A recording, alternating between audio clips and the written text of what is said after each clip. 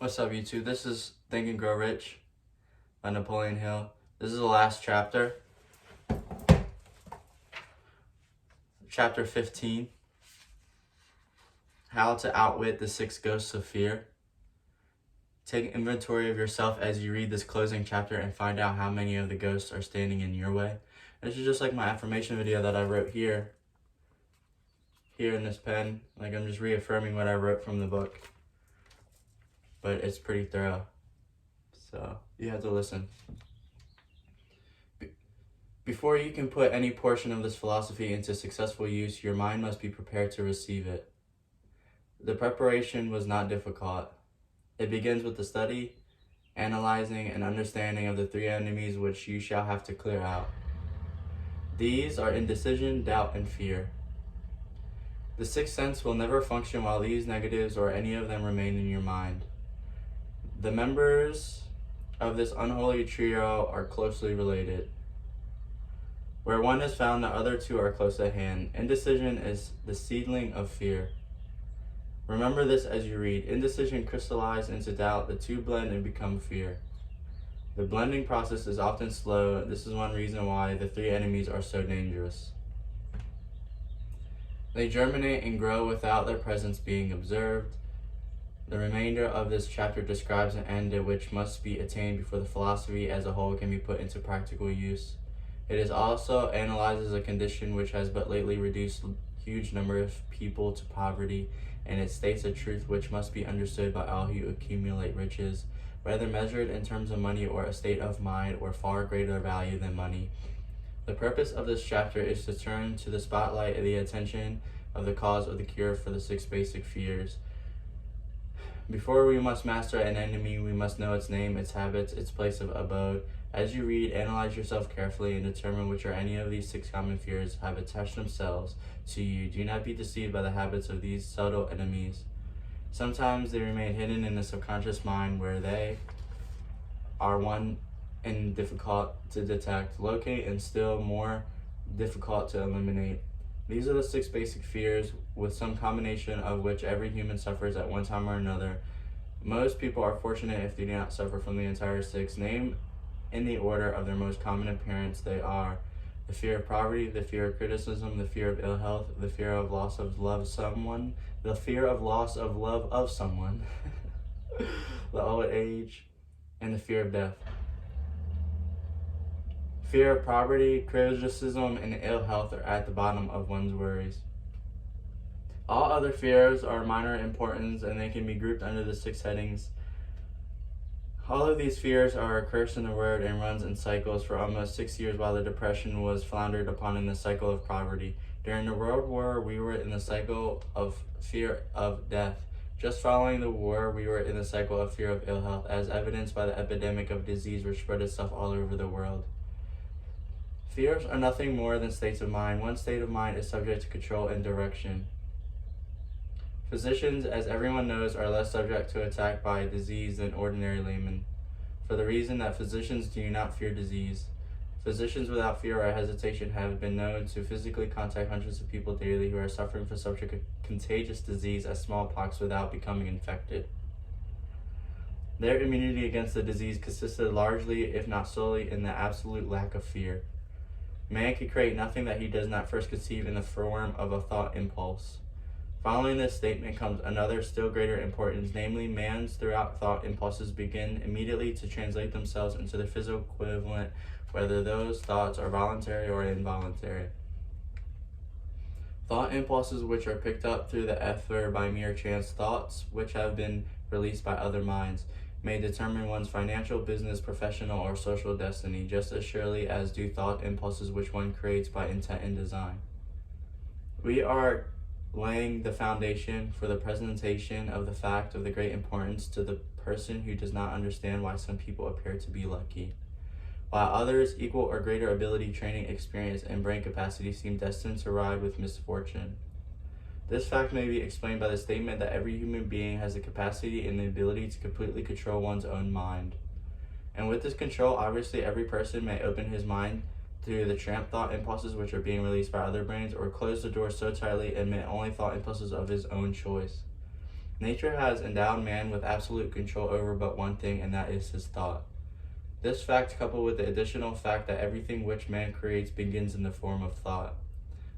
This leads one very near to the principle by which fear may be mastered. It is true that all thought has a tendency to clothe itself in the physical equivalent, and this is true beyond reasonable room for doubt. It is equally true that thought impulses of fear and poverty, when translated into terms of courage and financial gain, the people of America begin to think of poverty following the Wall Street crash of 1929, slowly but surely that mass thought was crystallized into its physical equivalent, which was known as the Depression. This had to happen in its conformity with the laws of nature. The fear of poverty. There could be no compromise between poverty and riches.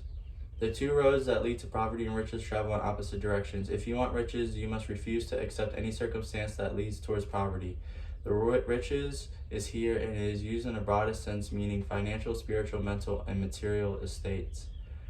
The starting point of the path that leads to riches is desire. In chapter 1, you received full instructions for the purpose of desire. In this chapter on fear, you have complete instructions for preparing your mind to make practical use of the desire. Here and then is a place to give yourself a challenge which will definitely determine how much of this philosophy you absorbed. You absorbed. Here is the point at which you can turn prophet and foretell accurately what the future holds in store for you. If after reading this chapter, if you are willing to accept poverty, you may as well make up in your mind to receive poverty. This is one decision you cannot avoid. If you demand riches, determine what form, how much will be required to satisfy you. You'll know the road that leads to riches. You have been given a roadmap, which, if followed, will keep you on that road. If you neglect to make the start or stop before you arrive, no one will blame but to you. This responsibility is yours. No alibi will save you from accepting the responsibility if you fail or refuse to demand riches of life, because the acceptance calls for but one thing, incidentally, that only thing you control, and that is your state of mind. A state of mind is something that one assumes it cannot be purchased, it must be created. Fear of poverty is a state of mind and nothing else, but it is sufficient to destroy one's chances of achievement in any undertaking, a truth which may become painfully evident during the Depression. This fear paralyzes the faculty of reason, destroys the faculty of imagination, and kills off self-reliance, undermines enthusiasm, and discourages initiative, and it leads to uncertainty of purpose. It encourages procrastination, wipes out enthusiasm, makes self-control impossibility. It takes the charm out of one person's personality and destroys the possibility of accumulating and thinking and diverting their concentration of effort. It masters persistence, turns willpower into nothingness, destroys ambition, and beclouds the memory and invites failure in every conceivable form. It kills off love and assimilates the finer emotions of the heart, discourages friendship, and invites disaster in 100 forms. It leads to sleepiness, misery, and unhappiness, and all this is despite the obvious truth we live in a world with which we have overabundance of everything the heart could desire, with nothing standing between us and our desires excepting a lack of definite purpose. The fear of poverty is without a doubt the most destructive of the 6 basic fears. It has been placed at the head of the list because it is the most difficult to master. Considerable courage is required to state the truth about this origin of fear, and still greater courage to accept the truth after it has been stated. The fear of poverty grew out of man's inherited tendency to prey upon his fellow man's economic status, his fellow man's economically.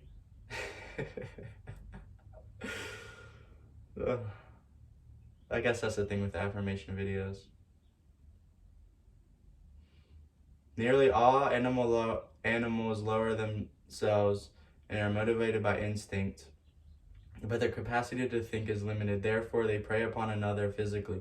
Man, with his superior sense of intuition, with the capacity to think and reason, does not eat his fellow man. He gets more satisfaction out of eating him financially. Man is so gifted that every conceivable law has been passed to safeguard him from his fellow man. All of these ages of the world of which we know anything, the age in which we live seems to be one of that is outstanding because of man's money madness. I mean, it is considered less than the dust of the earth unless he can display a fat bank account. But if he has money, never mind how he acquired it. He is a king, a big shot. He is above the law, he rules in politics, he dominates in business, and the whole world about him bows in respect when he passes. Nothing brings man so much suffering and humility as poverty. Only those who have experienced poverty understand the full meaning of this. It is no wonder that man's fear of poverty is so extensive. Through a long line of inherited experience, man has learned for sure that some men cannot be trusted where matters of money and earthly possessions are concerned. This is a rather stinging indictment, the worst part of being that it is true. The majority of marriages are motivated by wealth possessed by one or both of the contracting parties. It is no wonder, therefore, that divorce courts are so busy. So eager is a man to possess wealth that he will acquire it in whatever means he can, through legal methods if possible, or through other methods if necessary. Self-analysis may disclose weaknesses which one does not like to acknowledge. This form of examination is essential to all who demand of life more than money. You demand more than mediocrity and poverty. Remember, as you check yourself point by point, that you are both the cure, you're both the cure, but you're both the court and the jury, the prosecuting attorney and the attorney for the defense, and that you are the plaintiff and you are the defendant, also that you are on trial. Face the facts so largely, ask yourself definite questions, and demand direct replies. When the examination is over, you will know more about yourself. If you do not see that you can be impartial judge in this self-examination, call upon someone who knows you well to serve you as a judge while you cross-examine yourself. You are after the truth. Get into it no matter what the cost, even though it may temporarily embarrass you. The majority of people, if asked what they fear most, would reply, I fear nothing. The reply would be inaccurate because few people realize they are bound, handicapped, whipped spiritually and physically through some form of fear. So subtle and deeply seated is the emotion of fear that one may go through life burdened with it, never recognizing its presence. Only courageously analyzing yourself will disclose the presence of this universal enemy. When you begin such an analyze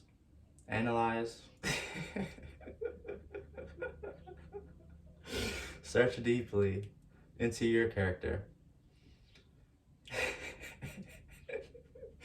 Here's a list of the symptoms for which you should look. Symptoms of poverty.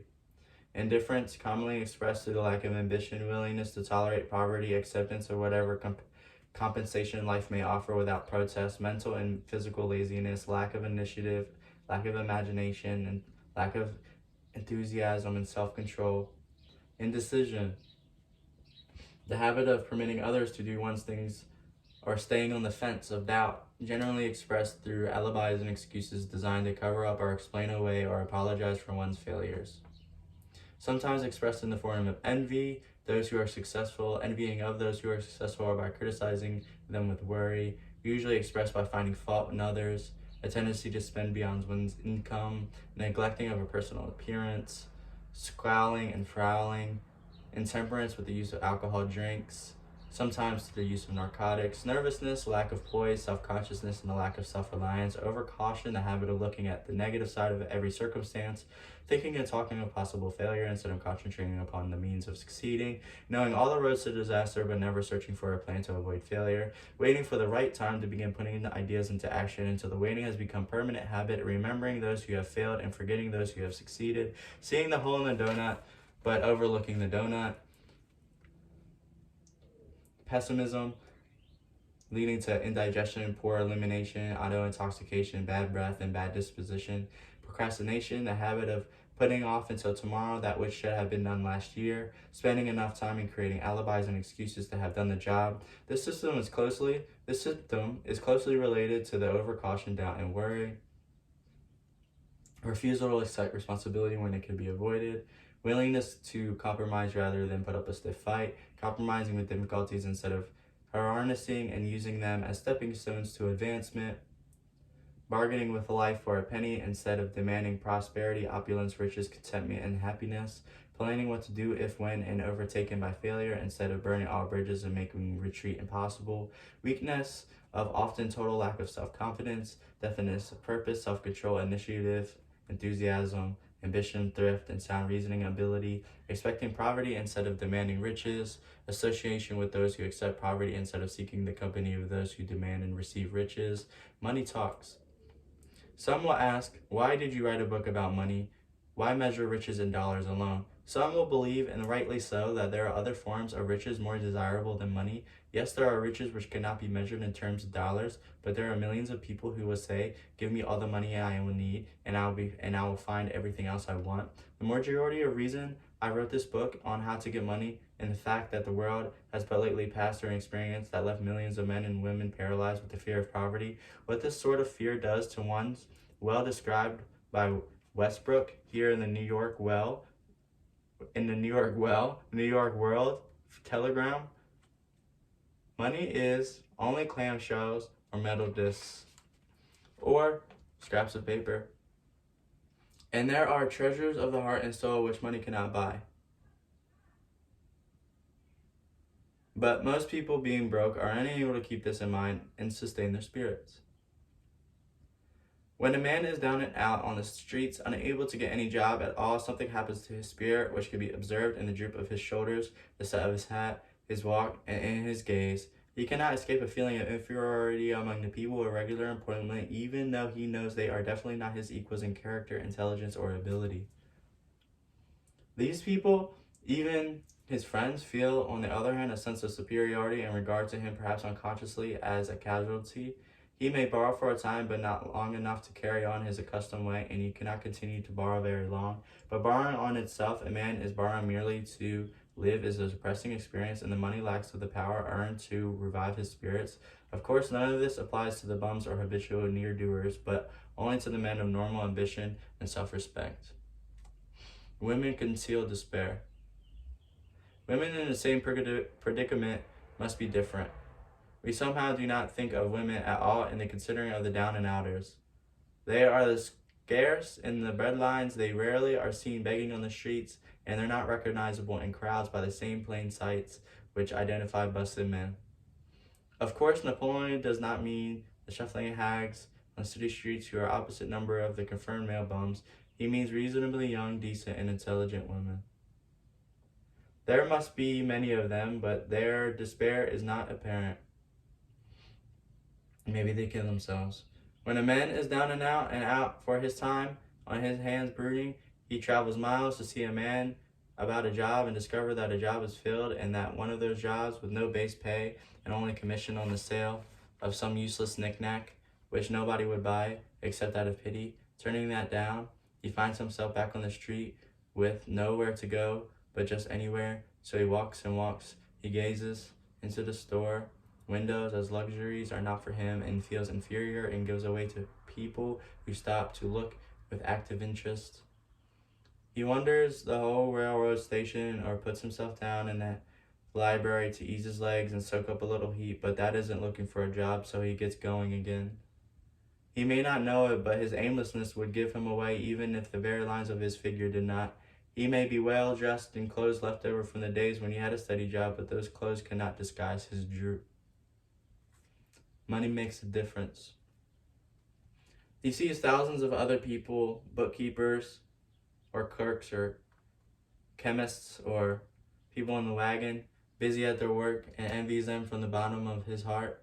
They have their independence, their self-respect, their manhood, and simply cannot convince themselves that he is a good man too. He argues it out and arrives at an unfavorable verdict hour after hour. It's just money which makes the difference in him. With a little money, he could be himself again. Some employers take the most shocking advantage of people who are down and out. The tendencies hang out little colored cards from miserable wages to busted men, 12 a week, 15 a week. A week a job is plum, and anyone with 25 a week to offer does not hang the job in front of the agency on a colored card. He has one and added chipped from a local paper demanding a clear, good, clean penman to take telephone orders, and for a sandwich shop from 11 a.m. to 2 a.m. for $8 a month, not $8 a week, but $8 a month. The ad says also the state religion. Can you imagine the brutal effort of anyone who demands a good, clean penman? 11 cents an hour inquiring into his victim's religion. But that is what busted people are offered.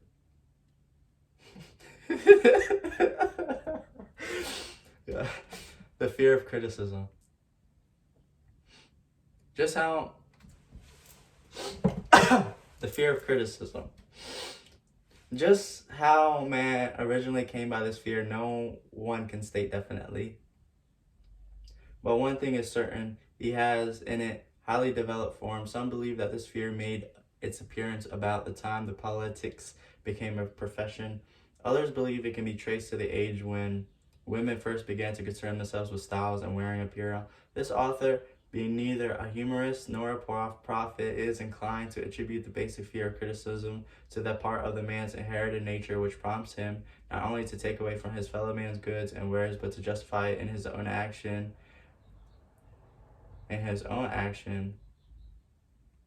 But belittling his fellow man's character. It is a well-known fact that the thief will criticize the man from whom he steals. The politicians seek office not by displaying their virtues and qualifications, by attempting to besmirch their opponents. The fear of criticism takes on many forms, the majority of which are petty and trivial. Bald-headed men, for example, are bald for no other reason than the fear of criticism. Heads become bald because of the tight-fitting hat bands of which they cut the circulation from the roots of the hair. Men wear hats not because they actually need them, but mainly because everyone is doing it. The individual falls into line and does likewise, lest some of these other individuals criticize him. Women seldom have bald heads or even thin hair because they wear hats which fit their heads loosely, and their only purpose of that is body adornment. But it must not be stopped that women are free-formed of their fear of criticism. If any woman claims to be superior to the man with reference of this fear, ask her to walk down the street wearing a hat of vintage 1890. The manufacturers of clothing have been slow to capitalize on this basic fear of criticism, with which mankind has been cured. Every season, the styles and many articles of wearing apparel change. Who establishes the styles? Certainly not the purchaser of the clothing, but the manufacturer. Why does he change the style so often? The answer is obvious. He changes the style so he can sell more clothes. For the same reason, the manufacturers of the automobiles do so, with sensible, reasonable exceptions, the change of styles of models every season. No man wants to drive an automobile which is not of the latest style, although the older model may actually be the better car. We have been describing the manner in which people behave under the influence of fear of criticism as applied to the small and petty things of life. Let us now examine human behavior when this fear affects people in connection with the more important events of human relationships. Take for example, practically any person who has reached the age of mental maturity, from 35 to 40 years of age, as a general average. And if you could read the secret thoughts of his mind, you would find a very decided disbelief in most of the fables taught by the majority of the dogmists and the theologians in few decades back. Not often, however, will you find a person who has the courage to openly state his belief on the subject. Most people, if pressed enough, tell a lie rather than admit that they do not believe in stories associated with that from religion which held people in bondage prior to the age of the scientific discovery of education.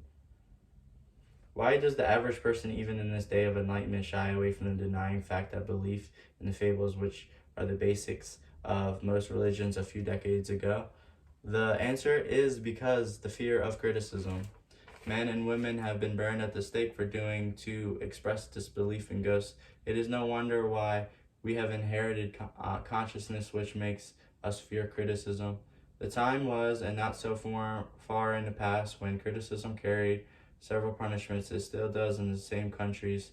The fear of criticism robs man of his initiatives, destroys his power of imagination, limits his individuality, takes away self-reliance, and does him damage in 100 other ways.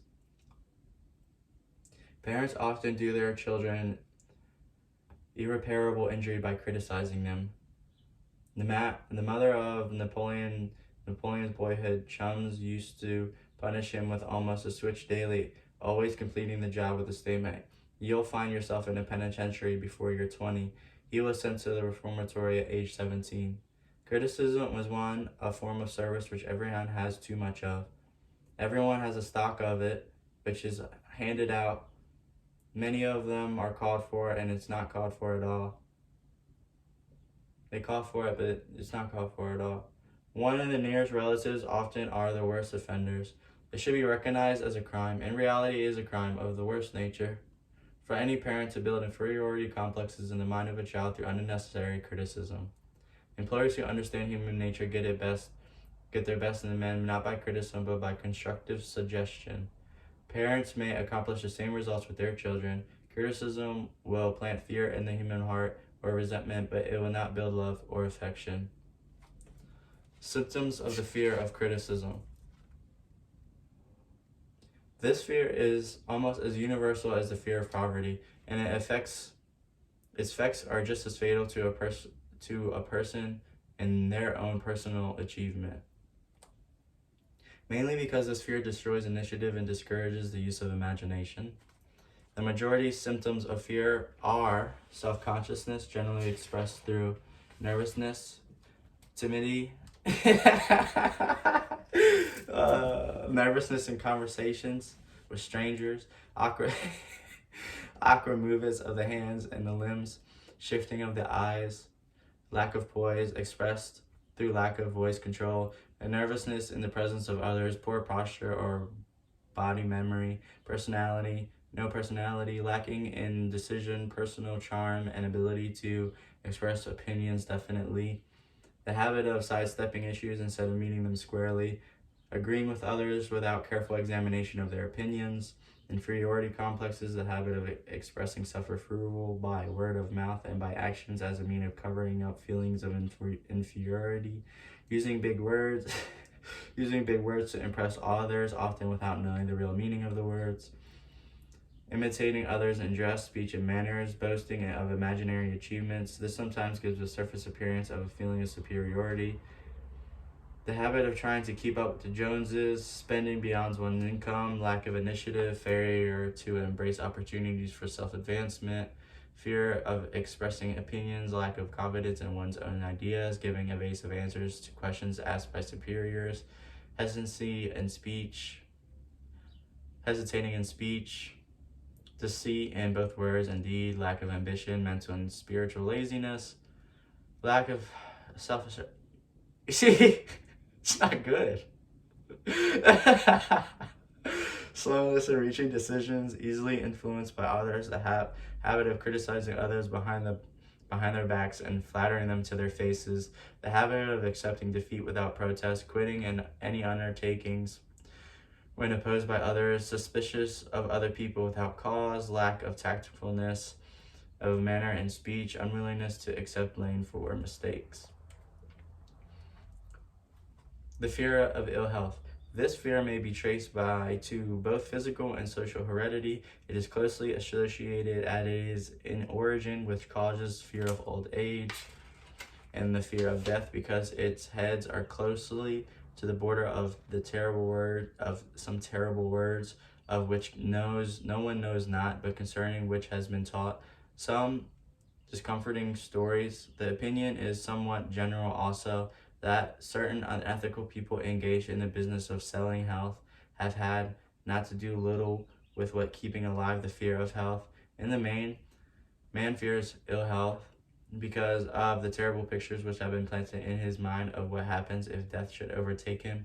He also fears it because of the economic toll which may be claimed. A reputable physician estimated that 75% of all people who visit physicians for professional services are suffering with hypochondria, imaginary illness. It has been shown most convincingly that the fear of this disease, even when there is not the slightest cause for that fear, often produces the physical symptoms of the disease feared. Powerful and mighty the human mind, it must be built. Playing upon this common weakness of fear of ill health, dispensers of the patent medicines have reaped fortunes. This form of imposition upon humanity became so prevalent some 20 years ago that the weekly magazine conducted a bitter campaign, some of the worst offenders in the patent medicine business during the flu epidemic, which broke out during the World War. The mayor of the New York City took drastic steps. He took steps to to check the damage which people have been doing to themselves through their inherent fear of ill health. He called in the newspaper and said to them, "Gentlemen, I feel it is necessary to you to ask to stop publishing the scare headlines concerning the flu of the epidemic. Unless you cooperate with me, we will have a situation which we cannot control." The newspapers quit publishing the stories about the flu, and within 1 month, the epidemic had been successfully checked. Through a series of experiments conducted some years ago, it was proved that people may be made ill by suggestion. We conducted this experience by causing 3 acquaintances to visit the victims, each of them whom asked the question, "What ails you? You look terribly ill." The first questioner usually provoked a grin and a nonchalant, "Oh, nothing, I'm all right," from the victim. The second question usually was answered with the statement, "I don't know exactly, but I feel badly."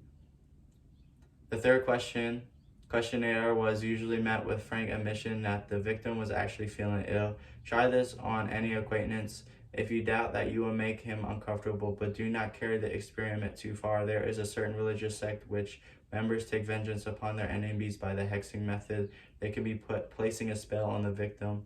There is overwhelming evidence that disease sometimes begins in the form of negative thought impulses. Such an impulse may be passed from the mind to another through suggestion or created by an individual in his own way.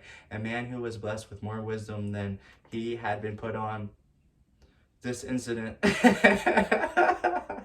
Yeah, this is my affirmation video, right? So I can do whatever I want.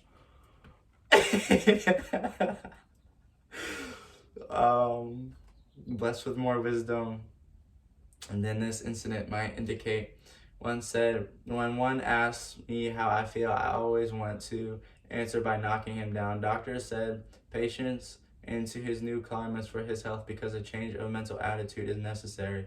The seed of fear of ill health lives in every human mind. Worry and fear and discouragement and disappointment in love, business, and affairs causes the seed to germinate and grow. The recent business depression kept the doors on running because every form of negative thought was coming through with ill health. Disappointment and business and love stand at the head of the list of causes of fear of ill health. A young man suffered disappointment in love, which sent him to a hospital. 4 months he hovered between life and death. A specialist in suggestive therapeutics was called in. The specialist changed nurses, placing him in charge of a very charming young woman who began by pre-arrangement with the doctor to make love to him on the first day of her arrival on the job. Within 3 weeks, the patient was discharged from the hospital, still suffering, but with an entirely different malady. He was in love again. The remedy was a hoax, but the patient and the nurses later got married. Both are in good health at the time of this writing. Symptoms of the fear of ill health. Symptoms of this almost universal fear are autosuggestion, the habit of negative use of self-suggestion by looking for and expecting to find the symptoms of all kinds of disease, enjoying imaginary illness and speaking of it as if it's being real, the habit of trying fads and isms recommended by others as having therapeutic value, talking to others, questions, accidents, and other forms of illness, experimenting with diets, physical exercises, and reducing symptoms without professional guidance, trying home remedies, patents, medicines, quack remedies, hypochondriac type of habits, talking to illness, concentrating upon the mind, upon disease, and expecting it to be there until a nervous breakdown occurs. Nothing that comes in a bottle can cure this condition. Nothing that comes into bottles can cure this condition. It is brought on by negative thinking, and nothing positive thought can affect the cure. Hypochondriac imaginary illness is said to do much damage on occasions as a disease one fears might do. Most called cases of nerves come from imaginary illness. Exercise. Fear of ill health often inverts the with proper physical exercise and results in overweight by causing one to avoid outdoor life. Susceptibility, fear of ill health breaks down nature's body's resistance and creates a favorable condition for any form of disease anyone may come in contact with. Don't come in contact with them. The fear of ill health often is so related to the fear of poverty, especially in the case of hypochondriac people who constantly worry about the possibility of having to pay doctor bills, hospital bills, etc. This type of person spends much time in preparation for sickness, talking about death, saving money for cemetery lots and burial expenses, etc. Self-coddling, the habit of making bid for sympathy, using imaginary illness as the lure. People often resort to this trick to avoid work. The habit of admitting illness to cover plain laziness or to serve as an alibi for lack of ambition. Intemperance, the habit of using alcohol or narcotics to destroy plans, to destroy pains such as headaches, neuralgia, etc., instead of eliminating the cause. The habit of reading about illness and worrying about the possibility of being stricken by it. The habit of reading about all of the shit that they read about on the news. Just put it that way. Next, the fear of loss of love. The original source of this inherent fear needs but little description because it is obviously grew out of man's polygamous habit of stealing his fellow man's mate and his habit of taking liberties with her wherever he could. Jealousy and other forms of this dementia grow out of man's inherited fear of the loss of someone. This fear is the most painful of all the 6 fears. It probably plays more havoc with the body and mind than any other of the basic fears, and it often leads to permanent insanity. The fear of loss of love probably dates back to the Stone Age when men stole women by brute force. They continue to steal females, but their technique has changed. Instead of force, they now use persuasion and the promise of pretty clothes, motor cars, and often bait much more effective than physical force.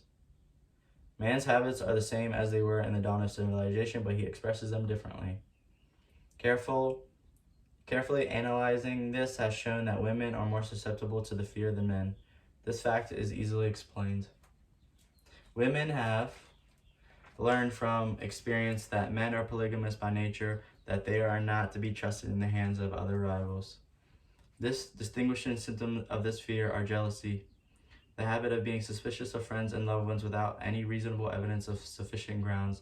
Jealousy is a form of dementia which sometimes becomes violent without the slightest cause. The habit of accusing wife or husband of infidelity without grounds. General suspicion of everyone, absolute faith in no one. Fault-finding, the habit of finding fault within friends, relatives, and business associates and loved ones upon the slightest incentive without or any cause whatsoever. Gambling, the habit of gambling, stealing, cheating, or otherwise taking hazardous chances to provide money for loved ones with the belief that love can be bought. The habit of spending beyond one's means or incurring debts to provide gifts for loved ones with the objective of making a favorable showing. Insomnia, nervousness, lack of persistence, weakness of will, lack of self-control, lack of self-reliance, bad temper. Avoid those. The fear of old age. In the main, this fear grows out of 2 sources. First, the thought old age maybe bring out with it is poverty. Secondly, and by fear, the most common sources of origin from false cruel teachings of the past which have been too well mixed with fire and brimstone and others bogey cunningly designed to enslave man through fear. In this basic fear of old age, man has 2 very sound reasons for his apprehension. That's a blooper.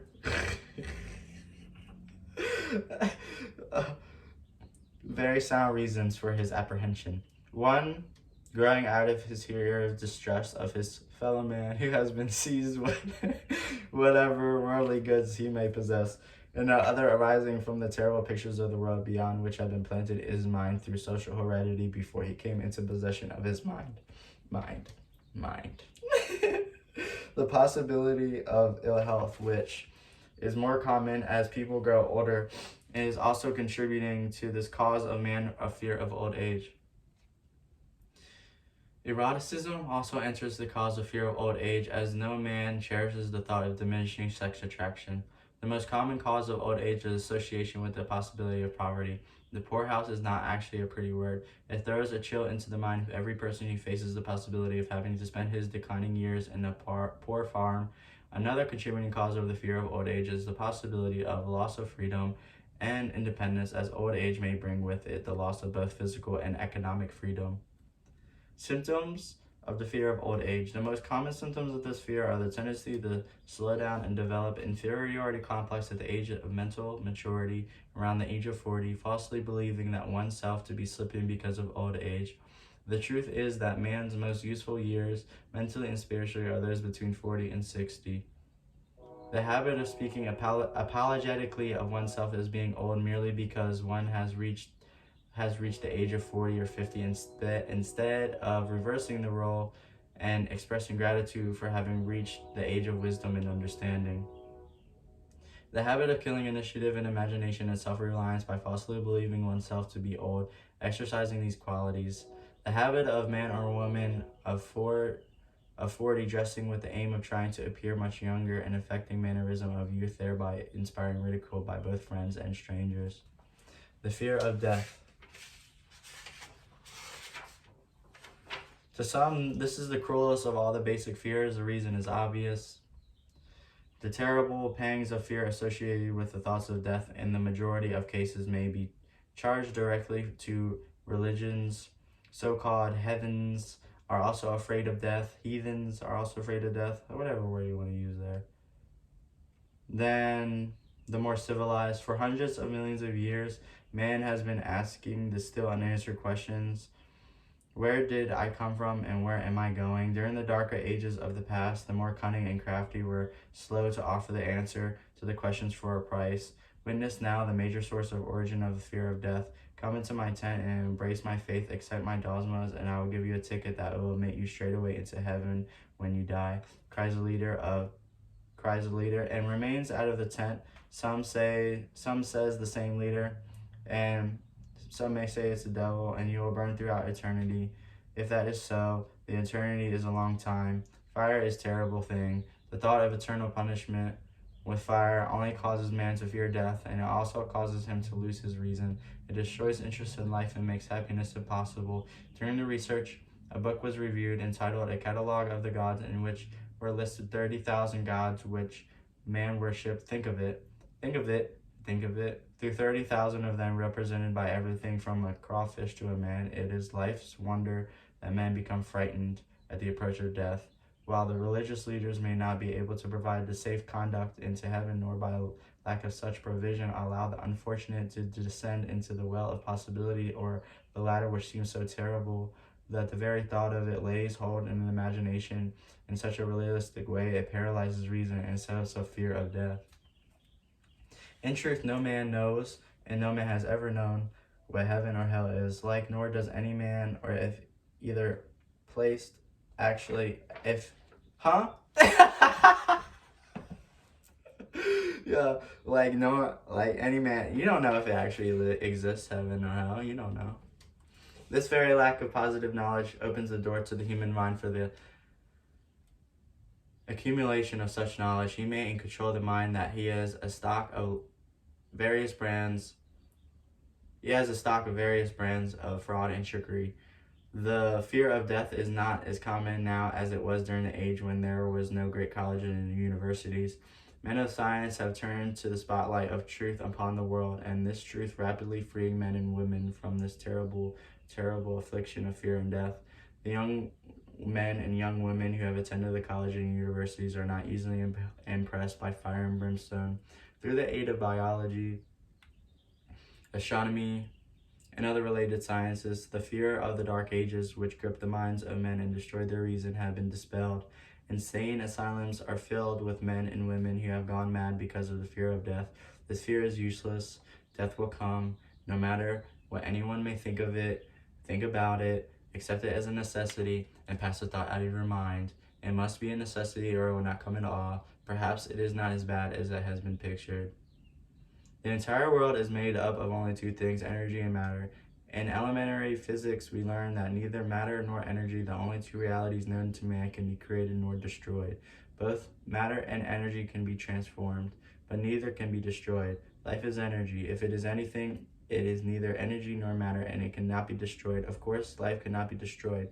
Life, like other forms of energy, may be passed through various process of transitions or change, but it cannot be destroyed. Death is a mere transition. If death is not a change or a transition, then nothing comes after death except a long, eternal, peaceful sleep, and sleep is nothing to be feared. This you may wipe out forever, the fear of death. The symptoms of the fear of death.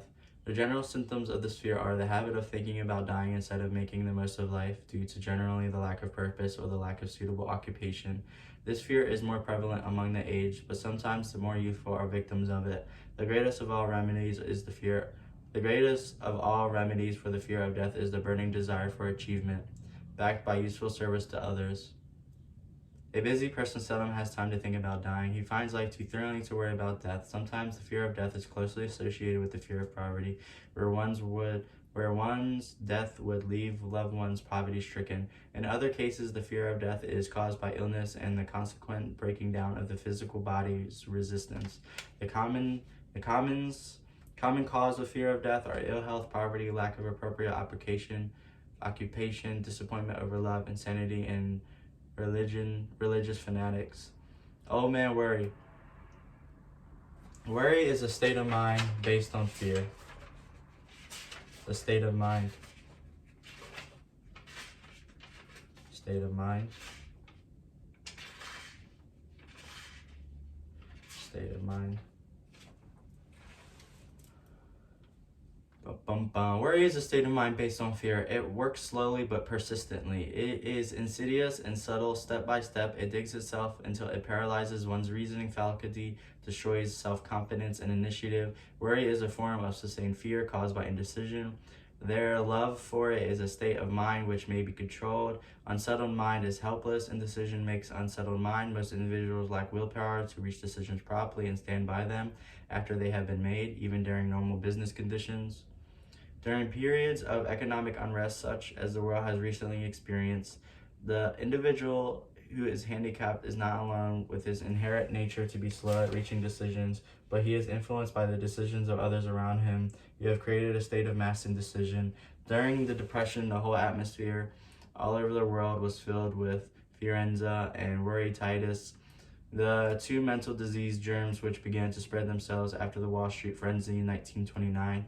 There is only one known antidote for these germs. It is the habit of prompt and firm decision.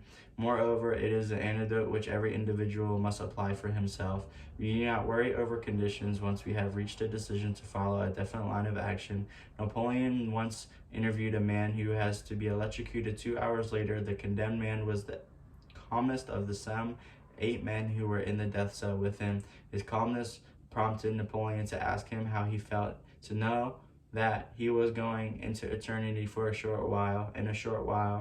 With a smile of confidence on his face, he said, "It feels fine. Just think, brother, my troubles will soon be over. I had nothing but trouble all my life. It has been hardship to get food and clothing. Soon I will not need these things. I have felt fine ever since I learned I have certainty that I must die.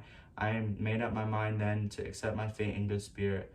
As he spoke, he devoured a dinner of proportions sufficient for 3 men, eating every mouthful of food brought to him and apparently enjoying it as much as no disaster awaited.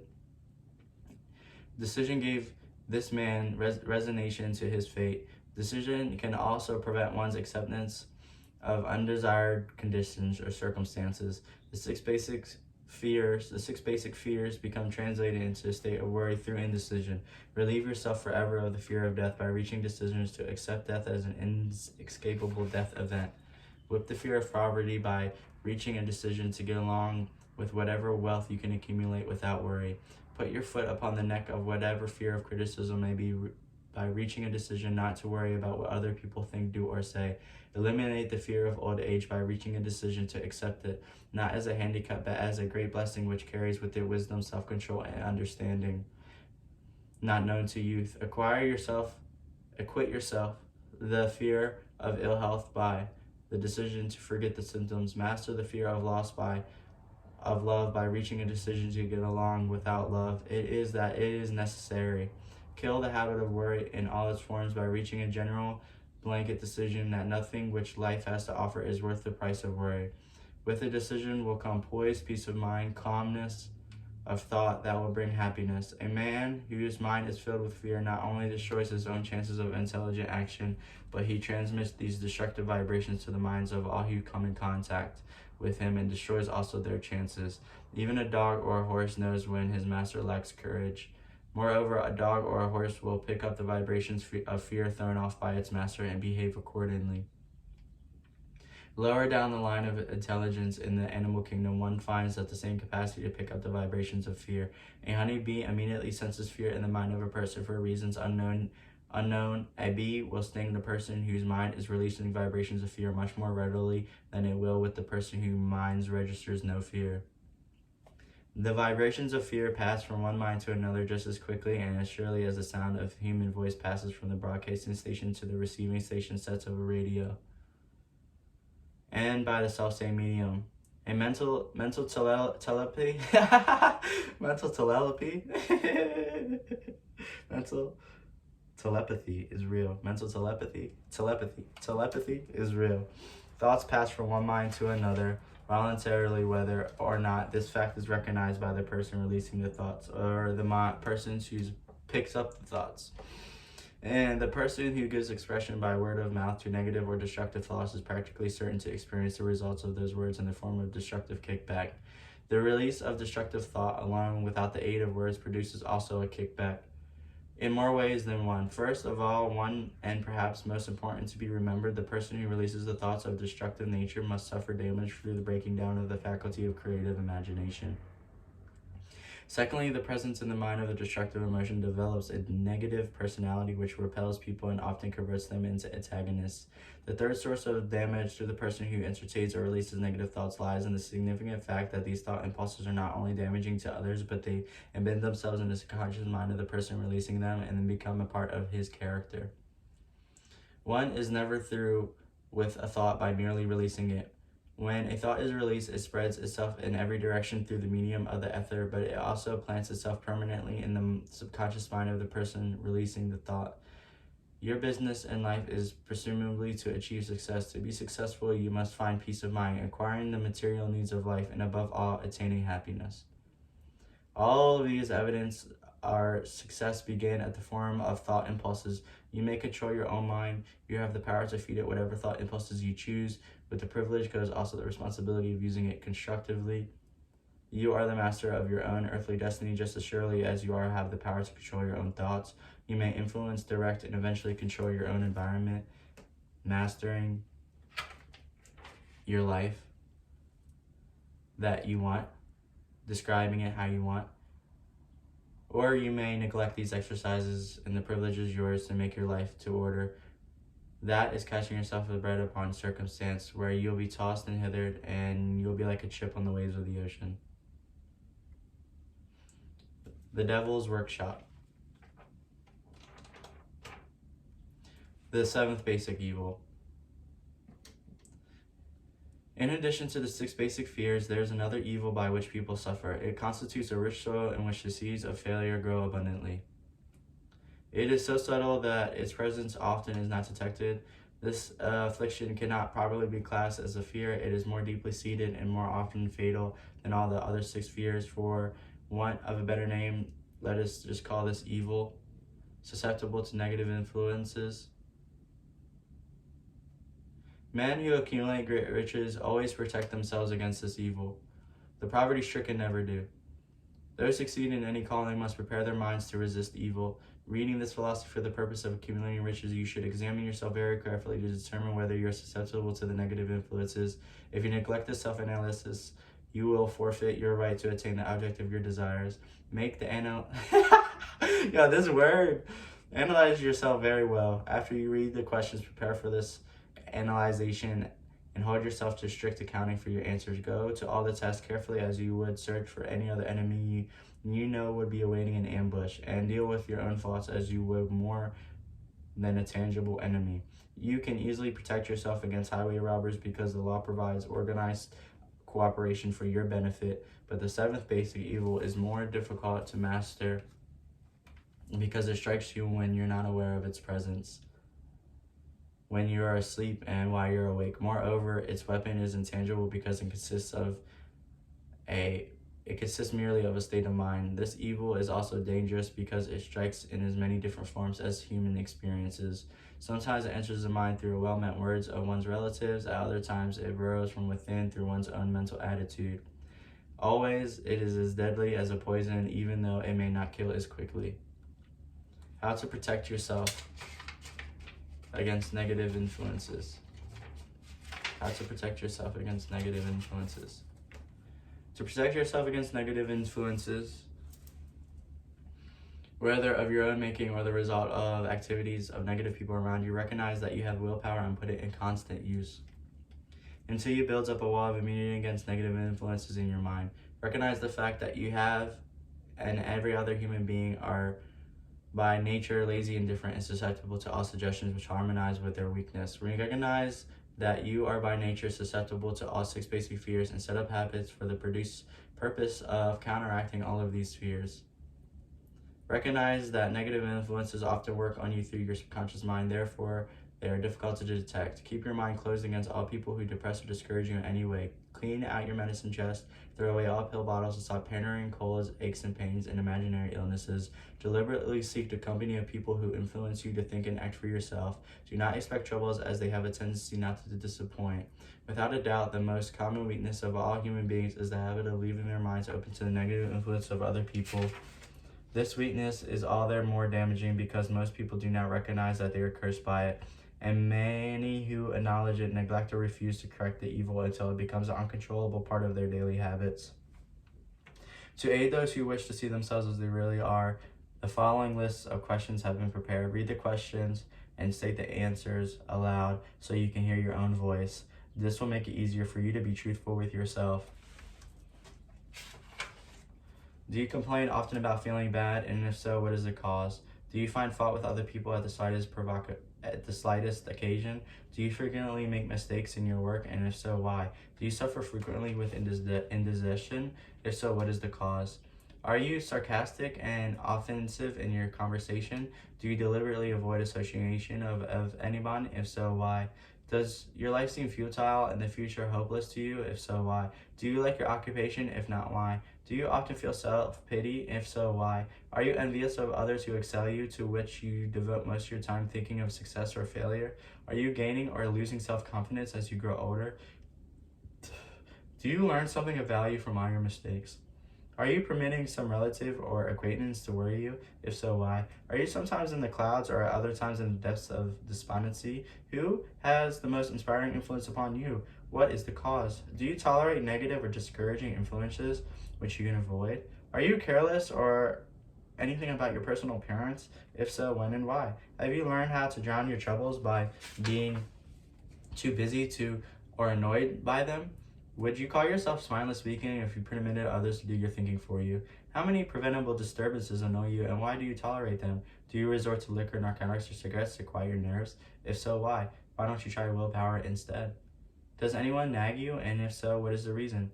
Do you have a definite major purpose, and if so, what is the plan for achieving it? Do you suffer from any of the 6 basic fears? If so, which ones? Have you a method by which you can shield yourself from negative influences of others? Do you deliberately use auto-suggestion to make your mind positive?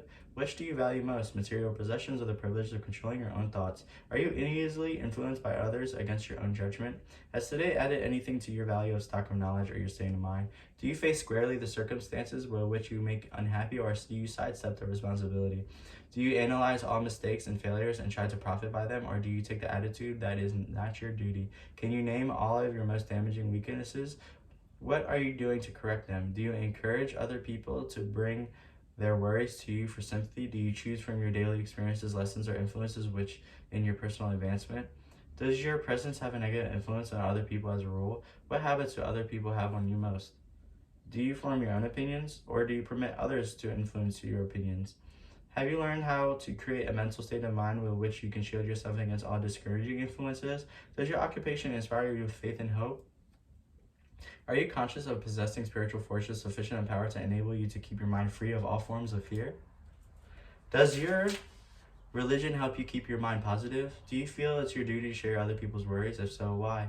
If you believe that If you believe that birds of a feather flock together, what have you learned about yourself by studying the friends of whom you attract? What connection, if any, do you see between the people whom you associate most closely with and the unhappiness you may experience? Could it be possible that some person whom you consider to be a friend is in reality your worst enemy because of the negative influence on your mind?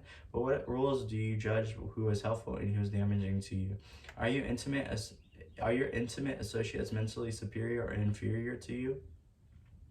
How much time of every 24 hours do you devote to your occupation? Sleep, play, and relaxation, acquiring useful knowledge, are plain waste. Who among your acquaintances encourages you most, cautions you most, or discourages you most, helps you in most other ways? What is your greatest worry? Why do you tolerate it? When others offer you free, unsolicited advice, do you accept it without question or analyze their motive? What above all else do you most desire? Do you intend to acquire it? Are you willing to subordinate all other desires for this one? How much time daily do you devote to acquiring it? Do you change your mind often? If so, why? Do you usually finish everything you begin? Are you easily impressed by other people's business or professional titles, college degrees, or wealth? Are you easily influenced by what other people think, say, or do? Do you cater to people because of their social and financial status? Who do you believe to be the greatest person living? In what respect is this superior to yourself? How much time have you devoted to studying and answering these questions? At least one day is necessary for the analysts of answering the entire list. If you have answered all these questions truthfully, you know more about yourself than the majority of people. Study the questions carefully, come back to them once each week for several months, and be astounded by the amount of individual knowledge of great value you have to yourself. You will have gained the simple method of answering questions truthfully. If you are not certain concerning the answering the questions or some of the questions, seek the counsel of those who will know well, especially those who have no motive in flattering you, and see yourself through their eyes. The experience will be astonishing. You have absolute control over but one thing, and that is your thoughts. This is the most significant and inspiring of all facts to man. It reflects man's divine nature. This absolute divine moment is the sole means by which you may control your own destiny. If you fail to control your own mind, you may well control nothing else. If you must be careless with your possessions, let it be in connection with the material things. Your mind is your spiritual estate. Protect and use it with much care, with much divine royalty, and it is entitled. You were given a willpower for this purpose. Unfortunately, there is no legal protection against those who, either by design or ignorance, poison their own minds of others by negative suggestion. This form of destruction should be punishable by heavy legal penalties because it may, and often does, destroys one's chances of acquiring material things which are protected by law. Men with negative minds tried to convince Thomas A. Edison that he could not build a machine or record or reproduce a human voice because they said no one else had ever produced such a thing, such a machine. Edison did not believe them. He knew that the mind could produce anything the mind can conceive and believe, and that knowledge, a thing that lifted great Edison above the common herd. Men with negative minds told Woolworth he would go broke trying to run a store and fly over 10-cent sales. He did not believe them. He knew that he could do it, and anything within reason if he backed his plans with faith. Exercising his right to keep other men's negative minds out of his mind, he piled up a fortune of more than $100 million. Men with negative minds told George Washington he could not hope to win against the vastly superior forces of the British, but he exercised his divine right to believe. Therefore, this book was published under the protection of the Stars and Stripes, while the name of the Lord Cornwallis has all been but forgotten. Doubting Thomases scoffed scornfully with Henry Ford as he tried out his first crudely built automobile on the streets of Detroit. Some said that he would never become practical. Others said that no one would pay money for such a contraption. Ford said, I'll belt this world, I'll belt this earth, I'll belt this world with dependable motor cars, and he did. His decision to trust his own judgment was already piled up a fortune far greater than the next 5 generations of his descendants can squander. For the benefit of those seeking vast riches, let it be remembered that practically the same difference between Henry Ford and the majority of other men, of 100,000 men who work for him in this. Ford has a mind and controls it. The others have minds which they do not control. Henry Ford has been repeatedly mentioned because he is an astounding example of a man with his own mind and a will to control it can accomplish. His record knocks the foundation from under that time worm alibi. I never had a chance. Ford never had a chance either, but he created an opportunity and backed it with persistence until it made him richer than all. Mind control is the result of self-discipline and habit. You are either control or you either control your mind or it controls you. There is no halfway compromise. The most practical of all methods for controlling the mind is the habit of keeping it busy with definite purpose backed by definite plan. Study the record of any man who achieves noteworthy success, and you will observe that he has control over his own mind. Moreover, that he exercises that control and directs it towards the attainment of definite objectives. Without this control, success is not possible. 57 Famous Alibis by Old Man If. People who do not succeed have distinguishing traits in common. They know all the reasons for failure and have what they believe to be airtight alibis to explain their lack of achievement. Some of these alibis are clever and have what they believe to be justified by some fact. But alibis cannot be used for money. The world wants to know one thing: have you achieved success? A character analyst compiled a list of the most common alibis. As you read the list, examine yourself carefully and determine any of these alibis, if any, are on your property. Remember, too, the philosophy presented in this book makes every one of these alibis obsolete.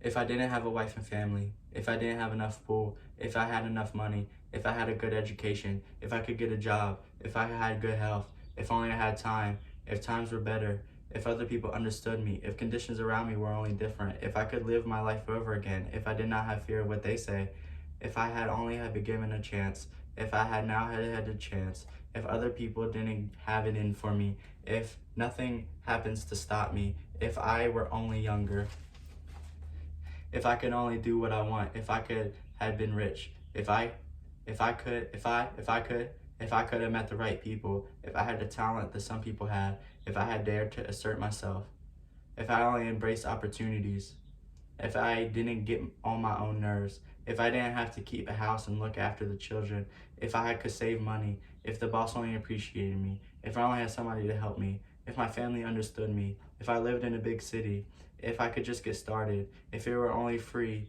if I had a personality as some people, if I were not so fat, if my talents were known, if I could just get a break, if I could only get out of debt, if I hadn't failed, if I only knew how, if everybody didn't oppose me, if I didn't have to save so many worries, if I could marry the right person, if people weren't so dumb, if my family were so extravagant, if I were so sure of myself, if luck were not against me, if I had not been born under the star, if we were not true what is willed to be, if I did not have to work so hard, if I hadn't lost my money, if I haven't lived in a different neighborhood, if I didn't have a past, if I only had business of my own, if other people would only listen to me, and this is the greatest of them all, if I had the courage to see myself as I really am, I would find out what is wrong with me and I would correct it. Then I might have a chance to profit by my mistakes and learn something from the experience of others, for I know that there is something wrong with me, or I would now be where I would have been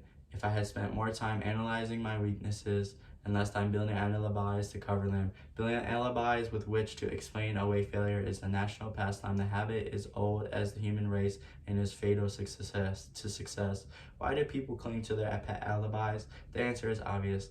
They defend their alibis because they create them. A man's alibi is the child of his own imagination. It is human nature to defend his own brainchild. Building alibis is a deeply rooted habit. Habits are difficult to break, especially when they provide justification for something we do.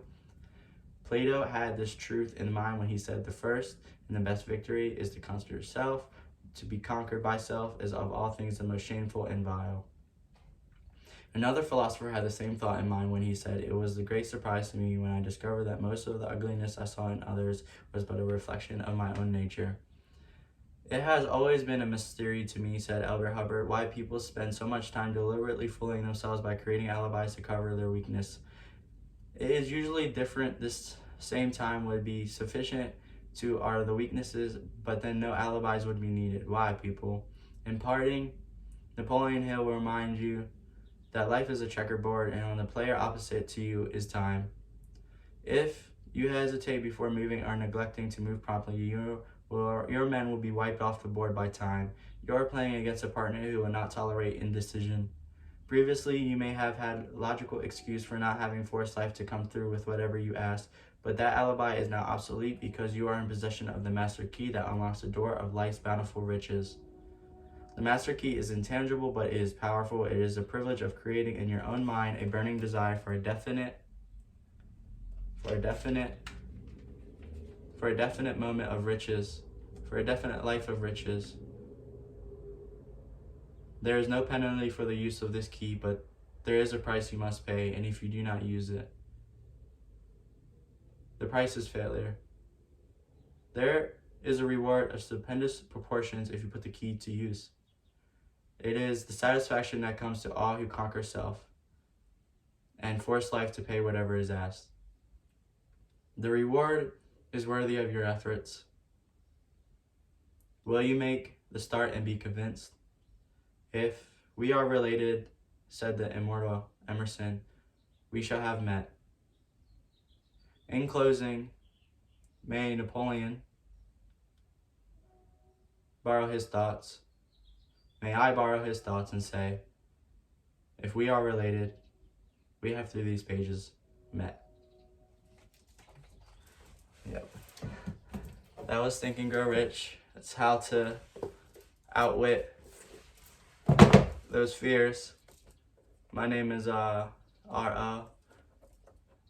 That's the end of Think and Grow Rich by Napoleon Hill.